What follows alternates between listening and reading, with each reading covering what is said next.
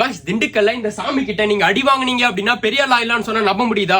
ஆமாங்க, திண்டுக்கல்ல நூத்துக்கணக்கான பேர் இந்த மூக்குப்படி பிச்சை சாமி கிட்ட அடி வாங்கி தான் பெரிய ஆளா இருக்காங்க. இவர் பெருசா பணத்து மேல எல்லாம் ஆசைப்பட மாட்டாருங்க. பழைய துணியை போட்டிருப்பாரு, நம்ம போய் நின்னோம் அப்படின்னா நம்மள அடிப்பாரு. அதுதான் அவர் பண்ற நம்மளுக்கு ஆசீர்வாதங்க. அதனால நம்ம மேல இருக்கிற கருமா போயிரும் அப்படின்றது இங்க இருக்கிற மக்களோட நம்பிக்கை. என்னைக்குமே இந்த மூக்குப்படி சித்தர் ஜீவ சமாதி கிட்ட வந்து நம்ம வேண்டணும் அப்படின்னா அது நடத்தி வைப்பாரு அப்படின்னு நம்பப்படுதுங்க. நீங்க திண்டுக்கல்ல இருக்கீங்க அப்படின்னா கண்டிப்பா இந்த மூக்குப்படி பிச்சை சுவாமியோட ஜீவ சமாதியை ஒரு நாள் விசிட் பண்ணி பாருங்க. உண்மையிலே இந்த ஜீவ சமாதியை நீங்க நேர்ல விசிட் பண்ணும்போது ஒரு டிஃபரெண்டான ஃபீலையும் உங்களுக்குள்ள ஏதோ மாற்றம் வர போகுது அப்படின்ற ஒரு ஃபீல் கண்டிப்பா உங்களுக்குள்ள தோணுங்க. இந்த ஜீவ சமாதியை ரீச் பண்ண ஸ்ரீ பிச்சை சித்தர் ஜீவ சமாதின்னு டைப் பண்ணீங்கன்னா எக்ஸாக்ட் லொகேஷன் காட்டும். திண்டுக்கல்ல இருந்து ஒரு 14 கிலோமீட்டர்ல குட்டத்துப்பட்டி அப்படின்ற ஊர்ல தாங்க லொகேட் ஆயிருக்கு. நீங்க ஆல்ரெடி இந்த ஜீவ சமாதிக்கு வந்திருந்தா சொல்லுங்க. உங்கள யாராவது இந்த சாமி அடிச்சு பெரிய ஆளா இருக்கீங்க அப்படின்னா அவங்க கண்டிப்பா கமெண்ட்ல சொல்லுங்க. இவர் இருக்கும்போது இவர் சுத்தி நிறைய மக்கள் இருப்பாங்க. இவர் எல்லாரையும் அடிச்சிட மாட்டாருங்க. குறிப்பிட்ட யாரையாவது தான் அடிப்பாங்க. இது எல்லாமே நடந்த உண்மை. உங்களுக்கு வேற ஏதாவது டவுட் இருந்தா கமெண்ட்ல கேளுங்க. இந்த மாதிரி யூஸ்ஃபுல்லான திண்டுக்கல் அப்டேட்ஸ்க்கு நம்ம ஐடியா ஃபாலோ பண்ணிக்கோங்க. Love you all. Bye by.